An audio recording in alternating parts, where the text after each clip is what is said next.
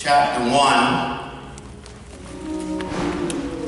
looking at verses 1 through 8.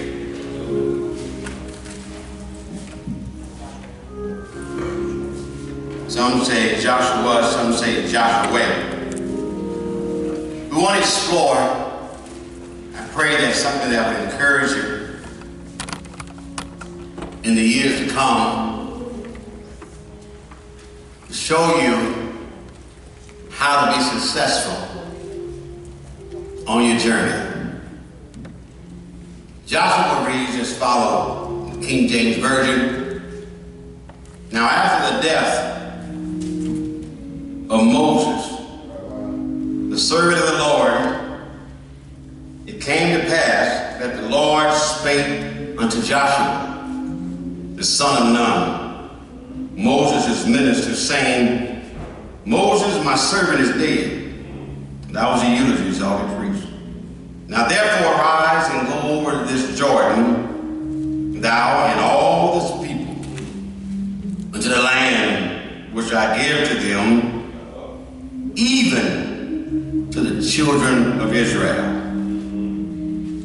Look at here. Every place that the sole of your foot shall tread upon, that I have given to you, I've already done it, as I said to Moses.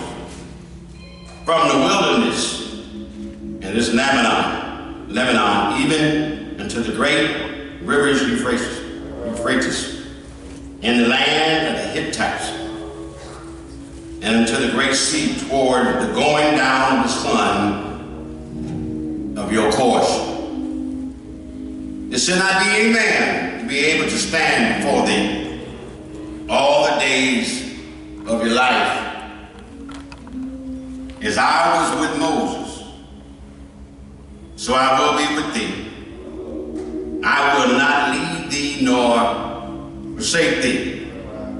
But Joshua, yes, be strong and be of good courage. For unto these people shall thou divide for inheritance the land which I swear unto their fathers to give to them. Only be strong and very courageous, that you may observe to do according to all the law, conditions of it. And Moses, my servant, commanded thee. Turn not from it to the right hand or the left, that thou mayest prosper. Everybody say prosper. Wherewith thou, when you're going. Last but not least, verse 8. This book of the law shall not depart out of your mouth, but thou shalt meditate therein day and night. Keep looking at it. That thou mayest observe to do according to all that is written therein. And then thou shalt make thy way prosperous. And then, contingency, that thou shalt have great success. If you allow me to talk for the next few moments, I want to talk about just before you cross over. Yeah. All right. Just before you cross over. My brothers and sisters, it is necessary for all of us to understand that God gets pleasure when his children are blessed. Yes. It pleases God when God can look down from heaven and look at our lives and see that we're walking in success. But the success that God is looking at is not necessarily in a tangible way, but what makes God happy, y'all want to make God happy, right? That's right. Is when God can look down in verse 8 and know the reason why you're successful is because you're obeying the word of God. Yes, Lord. what kind of stuff you hook up in your chemical laboratory, trying to figure out how to mix this with that, with Peter, Paul, and James, trying to put some ism and schism together to pull a cart of success.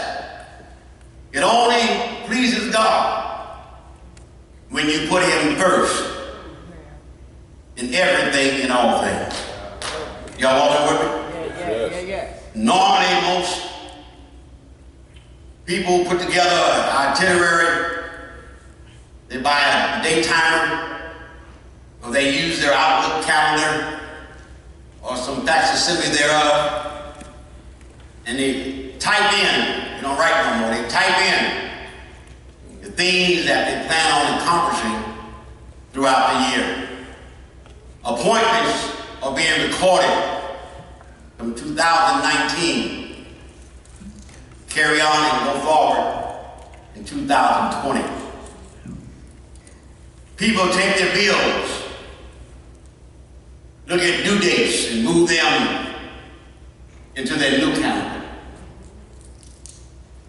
People put in trips and vacations, places they plan on going, people they plan on seeing, and things they plan on doing in the upcoming year. But one thing the Bible has a contingency plan, or it has a disclaimer saying that the only way you can be prosperous, go to bed prosperous, wake up prosperous, and live a life of prosperity. It said in verse 8, obey God's law. I've been set up many times in my life, and all of us have, when we're going after something and we didn't get it.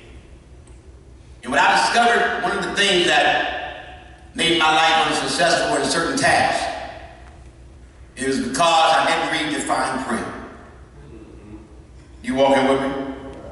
A lot of times we see the gleam, the glamour, the glow, the gold, and the goals being so practical, where it was easy for you to obtain them, but somehow the more you reached, the farther you got away from the goal, and somehow you got despondent.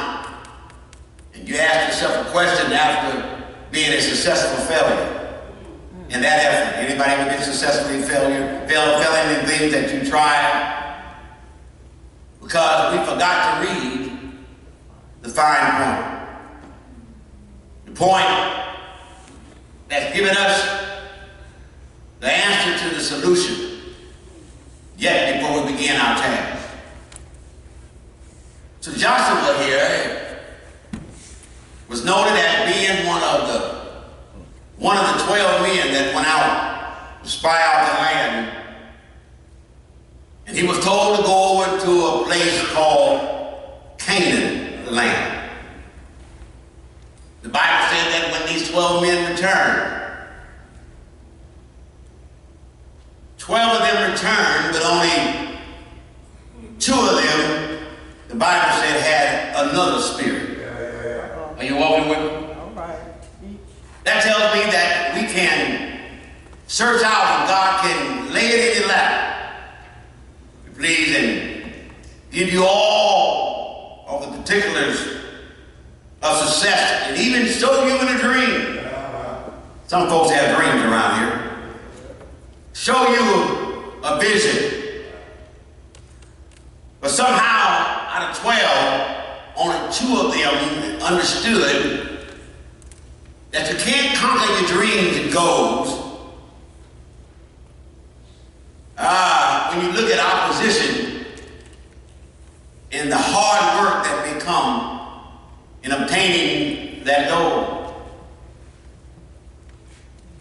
12 came back, but then Caleb and Joshua had another spirit. Now the question may be, you may say, Hernandez, well, what kind of spirit did they have? Because Because I told you what Dr. P.J. Jones said at Evergreen Missionary Baptist Church in Compton. He said the reason why some people can't conquer is because they have the wrong spirit. And they asked the question, what kind of spirits are they? So we'll figure out and find out what kind of spirits they are. He said, Graham, they got the Holy Ghost and they got the Holy Ghost. So while we're going, we have to make sure, Denise, that we have the right ghost. Amen. After death, the death of Moses, God calls this young lad by the name of Joshua. You remember Joshua, don't you? All right. He led him and asked him, would he lead the children of God across the Jordan River? And not only cross over to the other side, but also take them into the place where I promised the forefathers that didn't make it. The men that doubted didn't come. The people that feared God and couldn't obey God because they were frozen, because they were traumatized, because all they saw was death around them. All they saw was Red Seas. All they felt was the chilly hands of death coming, creeping in their cottages and rooms. They slept in tents outdoors. They were nomadic. They had nowhere to live. But then God told them he was with them, but somehow, in times of trouble, sometimes it's hard to see the hand of God. God said, take me into that place where Abraham sat. Abraham been there, the father of faith. Abraham, he was also called the friend of God. Found in Numbers chapter 13. He said after Moses died, and you notice that God didn't spend a whole lot of time at the mortuary with Moses.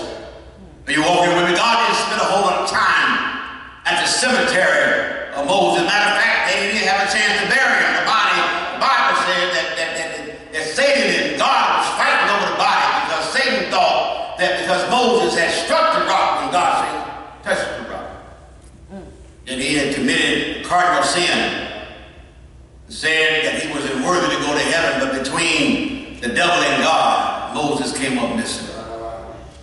You walking with me in your Bible scholar? Teach.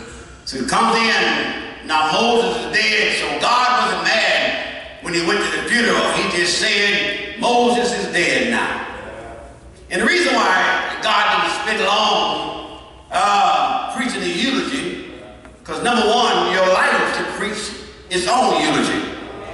Eulogy meaning to speak well. And whatever Moses had done had already been done. But then on the sideline, we have another little fellow by the name of Joshua, raised by his mother, by the name of Joshua. And there he stood. He was in the backdrop, not trying to push to the front, but yet being a great follower of Moses. Moses, the one that used to stutter a little bit. Moses, when his tongue would get stuck to the roof of his mouth and the palate wouldn't let it go, and breathing was out of whack, and he couldn't seem to get it out. And he told God, I don't want the job, he said, because I don't speak eloquently. I'm not that kind of person. I'm willing to lead and willing to go, but can you get somebody else to speak for me? And God said, no, I'm going to use you. Told me God can use you even when you have impediments, or even when you have impaired. Told him, he said, Aaron, your brother, your sister by the name of Marion, the tambourine singing woman, that played over there across the river, she gonna go with you. Yeah. She'll be a member of your church. You'll have a choir, because you know you need worship and praise. He said, what about Aaron? He said, Aaron, he's a priest. So since you're a preacher, then the priest and preacher need to run together and run married, so you have 2 or 3 gathered together to help you somebody. And I'll show up every now and then in the temple. I'll show up in the wilderness. I'll show up in the cloud. Oh, I feel like preaching. I'll show up in the cloud. I'll show up in the wind. I'll show up in the mountain. I'll show up at the Red currency. Matter of fact, all you have to do is just let me be an instrument. Hallelujah. Just use me. When you get to the water, don't worry about it. Just touch the water. The water will send some wind, and the wind will act like a brick mason. Preach him out like this. He act like a brick mason, blowing all back, and then stand up like a man holding up walls on both sides with an invisible hand that dried the ground up. That when Pharaoh came across, he got stuck in the mud, but when y'all went across, it was like going on concrete. That's what I want you to do, Moses. And Moses said, okay, Lord, I'll go, but I'm not a perfect man. He said, I didn't ask you for your perfection. I ask you for your participation. Aren't you glad about it that you don't have to be perfect to serve God, but you have to have a mind to serve Him? That's like he told Nehemiah, if the people have a mind to work, if you've got a mind, then He'll be able to work with you because you have an open door policy. Because when you are in the tutors of God, God would always give you every now and then an answer to the question. Thank you, Lord. But in this passage of scripture, we're looking at how He's telling him that you'll be successful. Key word, the operative word, that you'll be successful. You'll be successful. And I've discovered in reading Karen that God guarantees victory. He guaranteed the victory in this military battle, this conquest they called it, this showdown, this competition. That when the enemy's behind you, I said again, God guarantees victory. Tell your neighbor, He guarantees you victory. He guarantees that because He owed him in a vow, and I'm glad that he made his vow that nobody else can keep. He told him, He said, I'll never leave you, and I'll never let you down. Ain't that good news? He said, but it's conditional. This relationship we have, this is going to happen. I'm almost through, y'all. That as long as you keep my law, as long as you obey God, you can quote back to God what God said, and God got to do it. And that good news, Calhoun, you sent that text to me that as long as God said what He said, and you say it back to Him, then He'll say it back to you. And that means that it's not solid. You know what I'm saying? If you can quote God, if God said it, you hear me? Believe it. If you say, if God said it, and then you pray it back to God by belief, and then when God hears His words coming back down the river of remembrance, and when He get there, and then when you say it back to God, help me somebody, when I say it back to God, then I'm telling God, you said what you said, and I'm going to trust you. And He said, oh, don't worry about that. I'll never leave you nor forsake you. That's the reason why, thank you, Lord, that's the reason why He said, you have to hide the word in your heart. You can only quote the manager based upon what the manager wrote down. You can only take the receipt back to the store where it was recorded, where they said, this is authentically a legal document. Help me somebody. This gives us proof and evidence that you purchased these items at a certain time, that there's a ticket number, that there's how you paid for it, how much change you get back. And also it lets you know that upon you returning any item, that you can bring this receipt back and it's redeemable. And that's how God's word is. Thank you, sir. That when you take God's word and you give it back to Him, you can look down in your bowels of your being, and you can look inside of you, and you can say that God's not going to turn me away because He's no shorter than His word. Israel in this battle, this mighty battle, Israel was in this place of this conquest, this battle. Israel was a mighty city, but in the text, I want to lift off a few little things and let you go as I tiptoe to the tutors to let you go where you want to go, to show you that there are some spiritual facts and truths about these verses. Number one, when you peruse the Bible and you look through the Bible, it talks about faith. But when you look in Joshua, you remember Joshua, don't you, the predecessor of Moses? In fact, it tells us, look at me, how we can overcome our obstacles. How we can overcome. Anybody here got some obstacles? How you can overcome your challenges, overcome some of your struggles, some of your doubts. First of all, it lets us know that, first of all, that in order for the children of Israel to cross to the other side, that they have to believe that they can get to the other side. Are you walking with me? That you have to have an imagination that I'm going across because I know that God said, because I read in His word that He said He'll never leave me nor forsake me. Now don't forget the part about obedience. If God wants you to get across the street, are you walking with me? If God wants you to live across the street, if God wants you to have her to be your bride, whether it's 30 years or 32 years, God wrote it down in the book of that time, helping somebody, and brought it in time so you can be on time.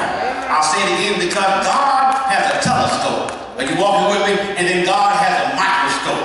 A telescope is when you can see what? Far away. And then a microscope is when you can bring it close to you. That means that darling you dance around now as being your darling bride, and your honeymoon, and you're having a good time, and you're living in blissfulness, and you got a smile on your face, and his ears just make me tickle, and his feet are just so beautiful. Help me somebody. And the way he walks and the way she talks, it sounds like a bunch of angels that got together. Help me somebody. And then when she walks like a cock, a peacock, and she just walks, and she's such a, ooh, when I see her walk, it gives me seasick, because I look at all them waves moving. Help me somebody. That's what God does. When God has predestined to give you free script, when God has predestined to give you what he gonna give you, he don't need you to go get it. He'll just bring it to you, because God has a telescope and God has a microscope. And when he has a telescope, he'll let you know that I'm coming. I see it coming. I learned yesterday what 2020 vision is, and the ophthalmologist told me what 2020 really means is that I can see 20 feet ahead of me. Help me somebody. So when God had you to get that here, that means you are 2020. You can see exactly 20 feet away. So when we get our glasses, we get our, what I call my helpers. I got 2 pairs. That means that when I put these on top, that I can see 20 feet ahead of me. That's why they use the word 20. I can see 20 feet away. But God doesn't have to have any assistance, any optical illusion. God knows that in his mind. God knows in the recess. I'm preaching today, y'all. He in the recess of his bowels, God could look down through 42 corridors, and he saw his son. He saw him being birthed. He saw the word becoming flesh. Help me somebody. Because God has a telescope. And not only when God gets through with his telescope, Diane, he'll come up with a microscope. That means he'll bring it so close to you that you can see it in the dark. Am I right about it? He'll bring it so close to you that you can just feel the presence of the Lord. Haven't you ever just felt something in the presence, and you were in the room and you looked like you was in there by yourself? Help me, Lisa. You felt like maybe it was a presence of something hovering over him. Well, the reason why he can do that, I know now, because he got cherubims and cherubims. He got angels that camp. He said, though a host camp around about him, that God has some invisible stuff. Do y'all believe that? That God has some invisible places where you be telling that God, he covered you already with not only just with his blood, but he'll cover you with his wings. That's why Psalm said, and he'll cover you. He'll put you on his pavilion. Help me somebody. He'll fly you to yonder place. I feel like preaching. And he'll take you as far as you want to go. But then when you get to a place where it gets kind of cloudy, it gets kind of dark, like the other day, and it starts raining and storms come, that he'll just cover you with the pigeons of his wings. Aren't you glad that God somehow, he'll cover you in your midnight. He'll cover you in your storms when you're disappointed, when the doctor says, no, we can't do it, Miss Williams. That God got a way. Oh, I'm getting happy here. That God got a way that he can fix what's been broken. He can put back together. Not like the hymnologist said, Humpty Dumpty sat on the wall. Humpty Dumpty had a great fall. But all the king horses and all the king men could not put Humpty Dumpty back together again. But that's not how the story ends. That somehow God, in his infinite wisdom, somehow God, in the bottom of his barrel, and somehow God, with his telescope and his microscope, and him knowing a nanosecond, he knows the wind, he knows the moon, he knows everything. Because how do you know that? Because the Bible said that everything was made, and there was nothing that was not made without him. And God knows how to bring it back together, and God knows how to fix that. Because if you operate in faith, when you're having a trial, you're having a tribulation, because the Bible said that in the story of the essence of the story is that by faith the walls of Jericho fell down. Somebody say it fell down. And by the walls falling down, that the Bible says they fell down after 7 days over in Hebrews chapter 11. And then I talked to John, 1 John, 2 John, 3 John. I talked to him while he was on the Isle of Patmos. You know what he said, Miss Griffin? said over in 1 John 5 and 4, he said, for whosoever is born of God, help me somebody, whosoever is born of God overcometh the world.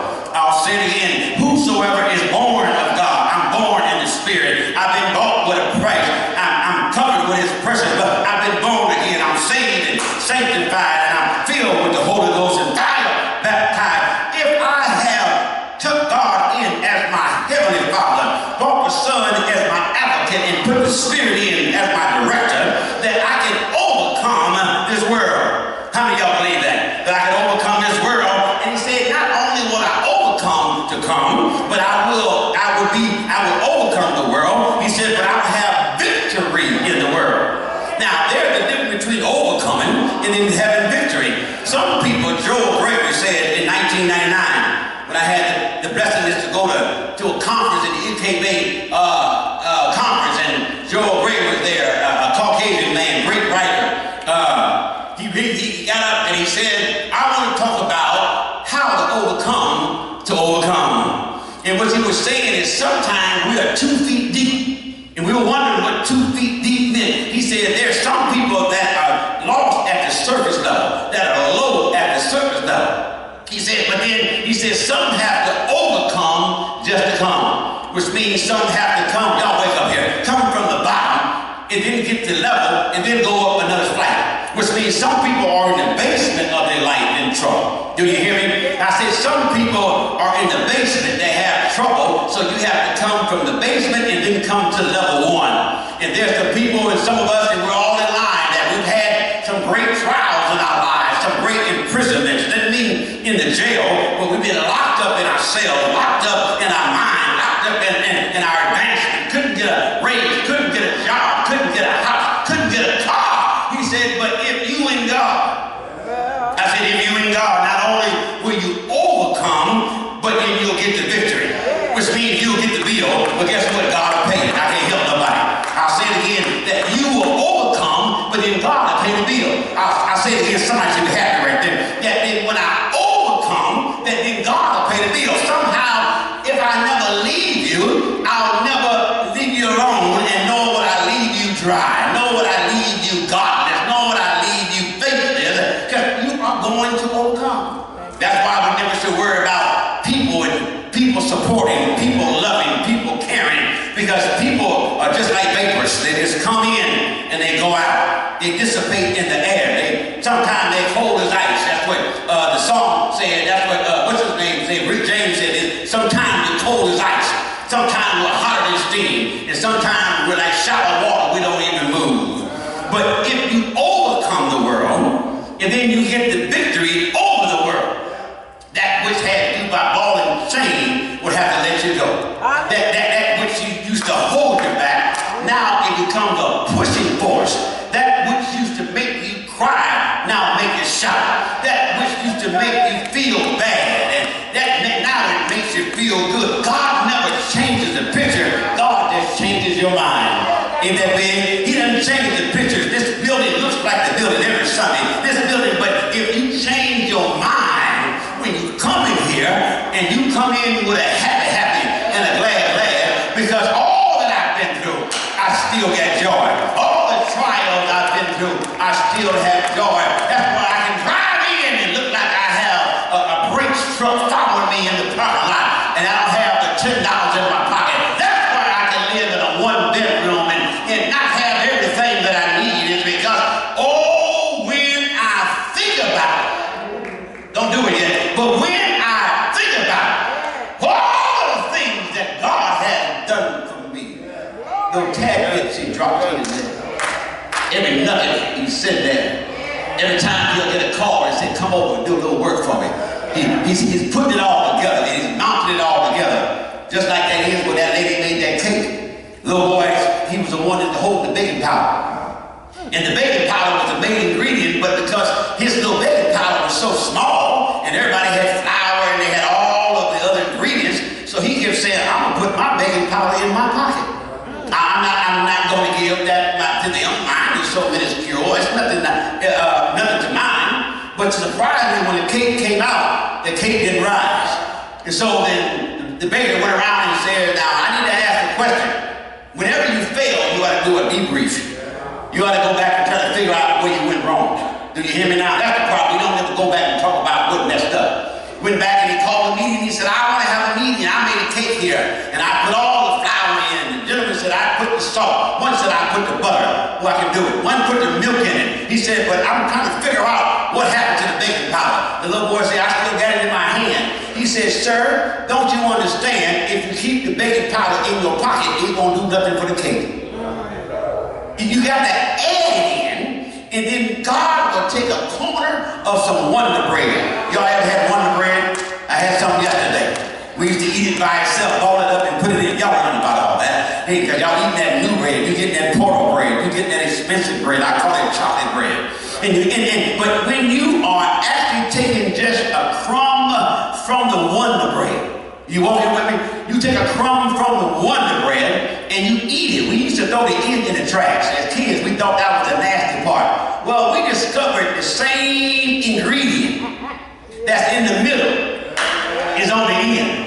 Do you hear what I'm saying? The same ingredient that's in the bread that's in the middle. Well, we thought it was some salt. We would leave both ends and my mother would take that. She would throw it away. You know what she'd do? She'd make some bread pudding. You better help me somebody. She would repurpose that. She'd put it in some of that stuff in the dressing and some of that, I call it wet bread. She'd put it in there and sometimes she'd come up with some kind of custard and pie. Yeah, and she would take that because she said, you think it's scrap, but it came out of the same pot. So long as it comes out of the same container, that's why he said we're a chosen vessel. Even though we're not worth nothing, oh, I feel like it here. We're not worth nothing, but he'll put some valuable stuff into nothing so that nothing won't shine, but the value will shine. Do you hear me? We're made of clay. We come from dust, and we shall go back to dust.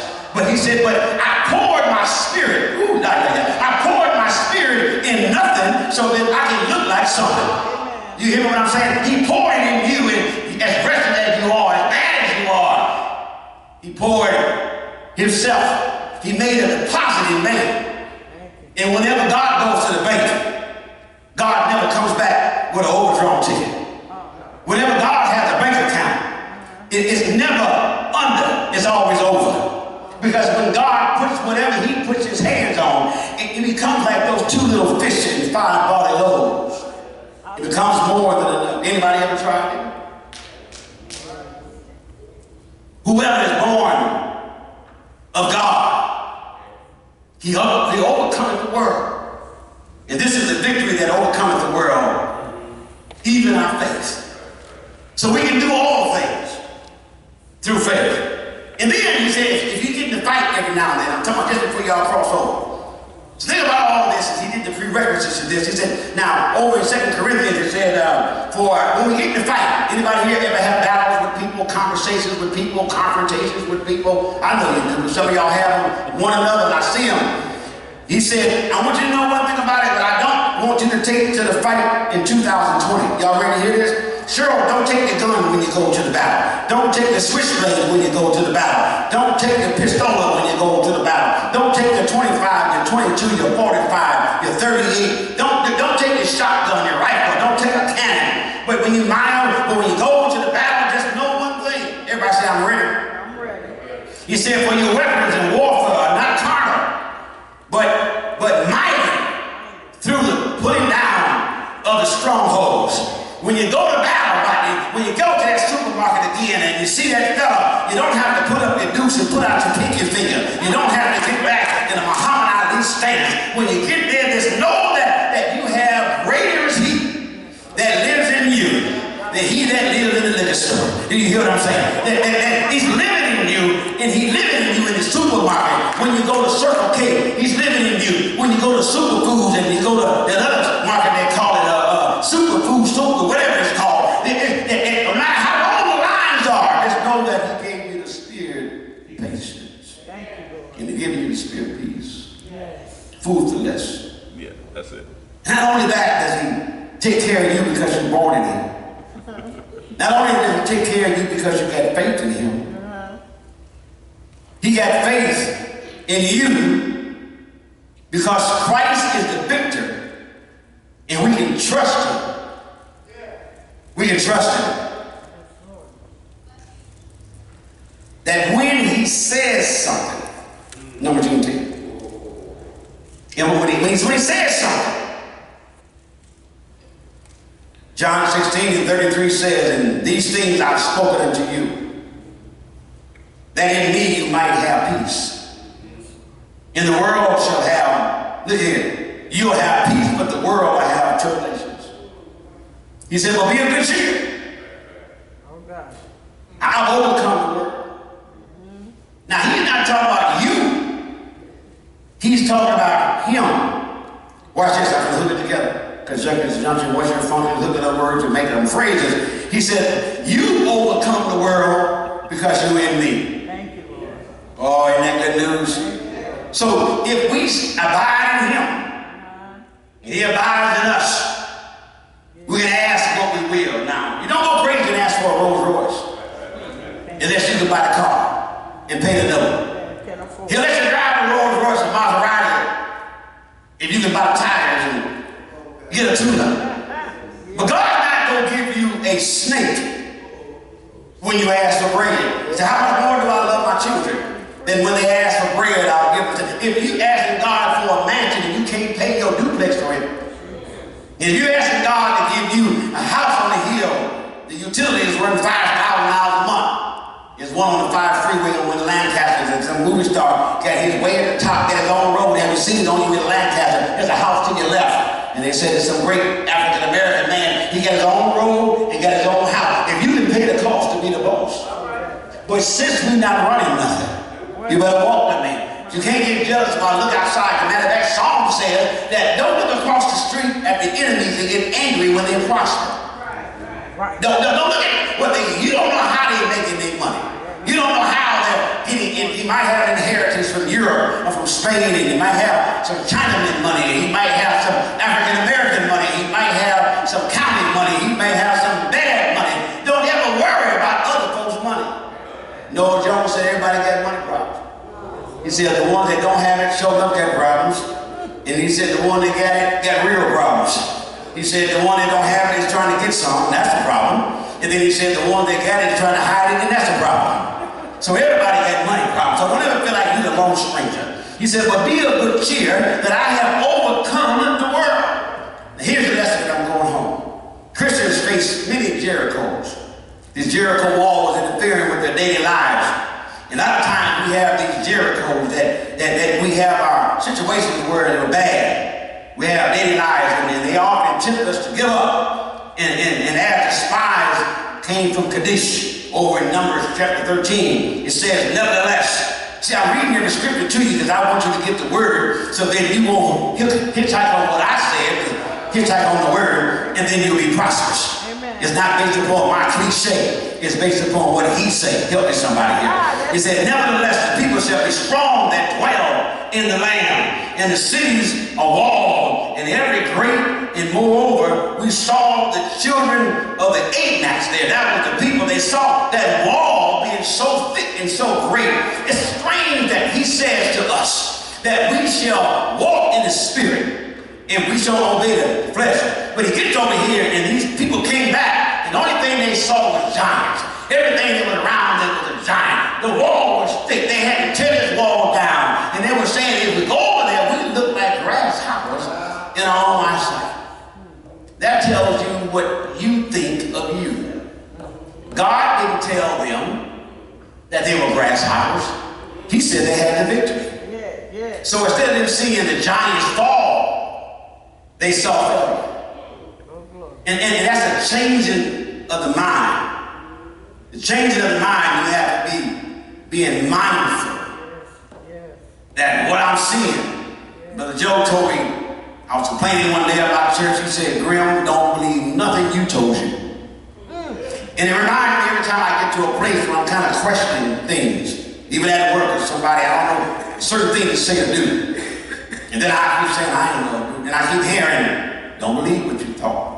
Because a lot of times your carnal mind will supersede and take over your spiritual mind. Am I right, Wanda? Am I talking to you today? You look into the eye of faith, and then your other obstacle, you have 20 in one side and 1 in the other. You can see 20 feet here, but you can't see but 1 foot there. And if you close one eye, you look out one side, it'll be a 1. If you close the other eye, you'll see a 20. So now you're having a spiritual, what I call schizophrenia. You don't know where you're at. You don't know what you're doing. But I'm here, but I'm not moving. So what discovered, as I get ready to go to close, is but no wall, remember this, saints, no wall is too high or too strong for the Lord. All right. So by faith, we win the victory and we claim the inheritance. Not only do you knock down big giants, Lord have mercy. Not only are you able to overcome the Anax, which was the average man was 9'3", the shortest one. Tallest one was 10'4". These big giants were in the land, and little old 5'3" you, whatever your height is, 7 foot. But no match for the giants. But sometimes the giants are scary to look at. But by faith, knowing that we can overcome to come, and then we can claim what he promised. Yes, Lord. I'm almost there. Yes, Lord. So let me take you to the scene real quick as I tiptoe through some of these points. And when it's going to go, and I'm going home. Number 1, Grim, what is the secret and the answer to just getting my prep done before I cross over in 2020?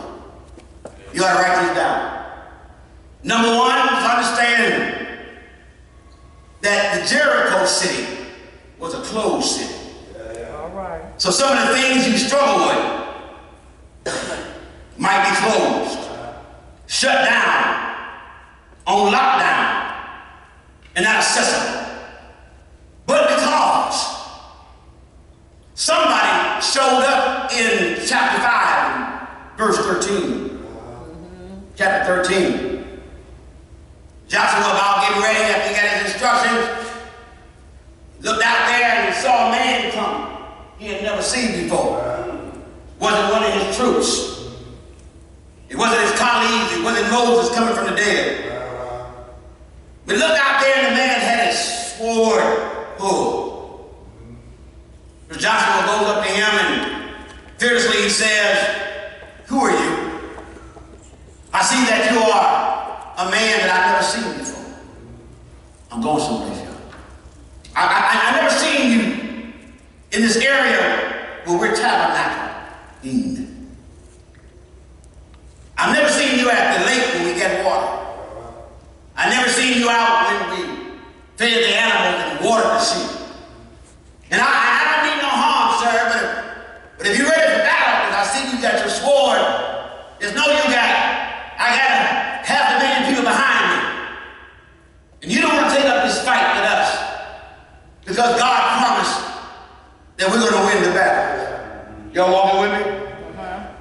He went to the man and he said, "Sir, can I ask you who you are?" Which Brother Coleman was here and said, but the Bible said that he discovered that the man that was drawing the sword was the Lord of hosts. All right. Now that excites you because you're wondering, what is the Lord of hosts? Well, I looked it up, so I wanted to find out and give you a strong definition so we can walk out here with the victory. All right. It said, number 1, that this is the battle, the title of the Lord's.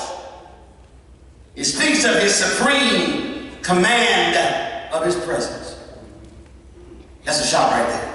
Yeah. So him being the host of the Lord, which means that God is present with us in the battle. Somebody say,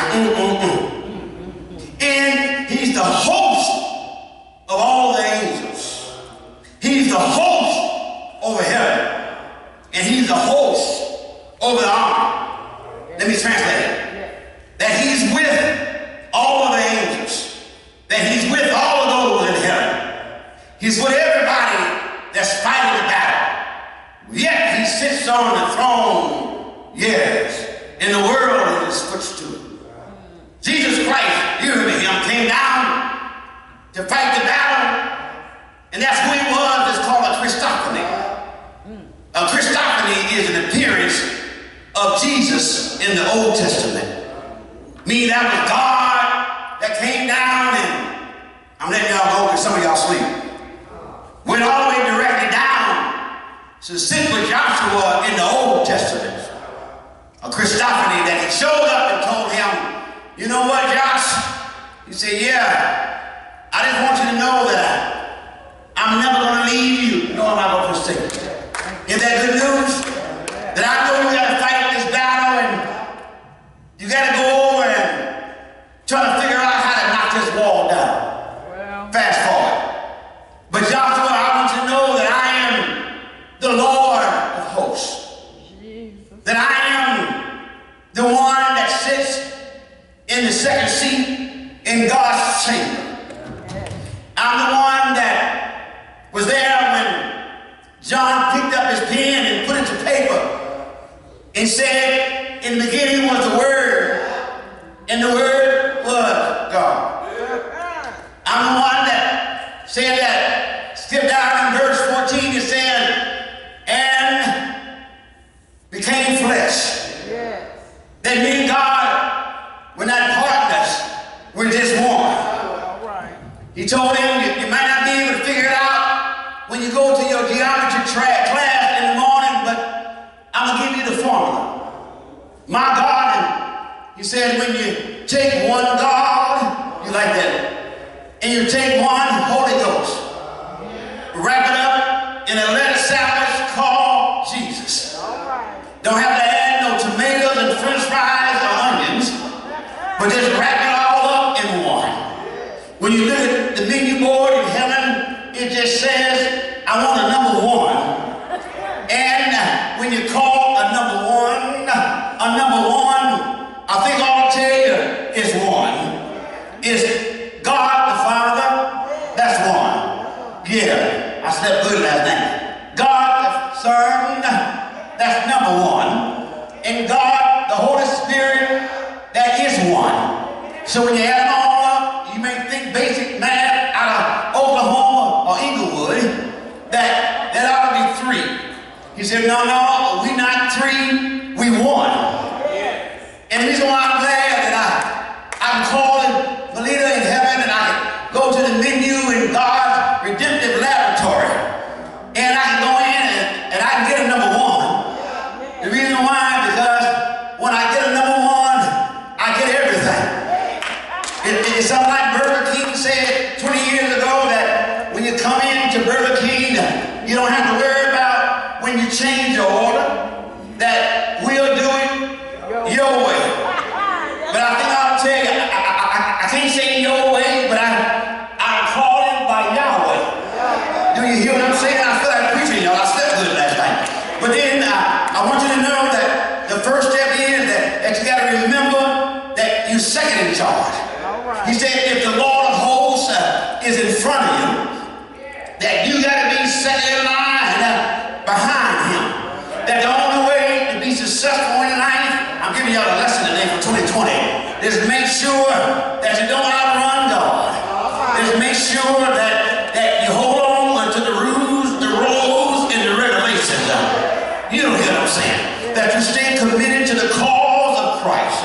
That you make sure that you hear the word of God, and it's just not a tingling to your ear, but it'll put harmony down in your soul. You don't believe what I'm saying. When you get to a dark place in life, if you do like I do, I just turn on my spiritual radio. Do you hear what I'm saying? I ignore that I'm scared of the dark, and I ignore that there ain't that any giants in the land. Every now and then I look up and I see things that, well, it might be a little challenge for a little fella like me to get up that high. But then when I turn on my radio, I gotta make sure I tune in to the right verse. You don't hear what I'm saying? I gotta tune in that I can do all things, not just some things. I feel like C.W.A. Clark. I can do all things through Christ Jesus. Do you hear what I'm saying? I know you don't want to hear no hooping, but I feel a jump in my soul, because when I think about some of the challenges and some of the changes I've been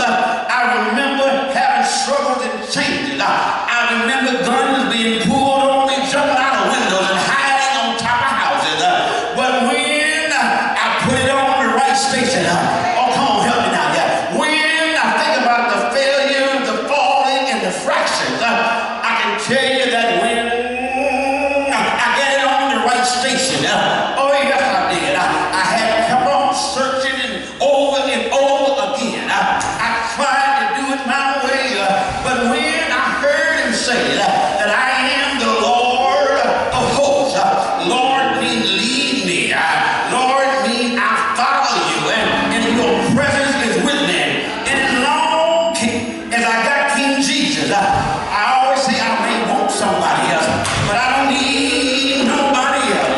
You have to make sure that you remember number one, that you're not in charge, but you're second in command. Tell your neighbor, I'm second. I'm not first, because the Lord of hosts is leading me. And when I have the Lord in front of me, oh yeah, I know that I can overcome every trial. I can overcome every sickness. Raise your hand, say I'm healed in Jesus' name. I can overcome every opposition. Say I'm overcoming, and I come out with the victory. And that's what happened the other day. I'm closing here, y'all. I feel it's time to go on home. There was a great war down in the country long time ago. They came into the country. They went into this old country town. These men came in riding on these horses. They had a bandana all around their face. They came in and they said, we gonna rob the stagecoach.